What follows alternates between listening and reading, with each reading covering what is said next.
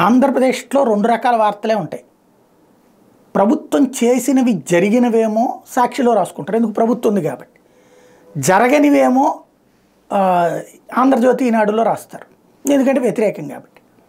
తప్పేం లేదు. సరే పత్రికల్లో దాంట్లో యాటిట్యూడ్ ఏంటి దాని వెనకాల ఉన్నటువంటి యాంగిల్ పక్కన పెడతాం.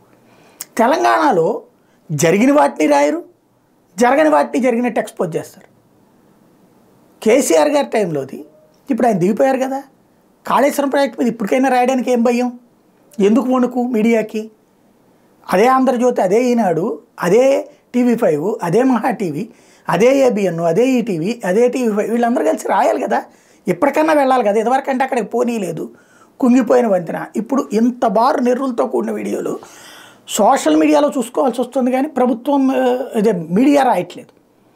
ఇక్కడ ఆంధ్రప్రదేశ్లో అదిగో పులి అంటే ఇదిగో తోక అని రాసేటువంటి వాళ్ళు అక్కడ ప్రతిపక్షానికి కూడా వణుకుతారు. ఎందుకని? ఇక్కడ ప్రతిపక్షానికి దాసోహం అంటారు, అధికార పక్షం అనేటప్పుడు కోపంగా ఉంటారు. తప్పులేదు. అక్కడ ఇప్పటికే అధికార పక్షం అంటే భయమా, అధికార పక్షం అంటే చులకన, ప్రతిపక్షం అంటే భయం. అది ఎక్కడ విచిత్రమో అర్థం కాదు.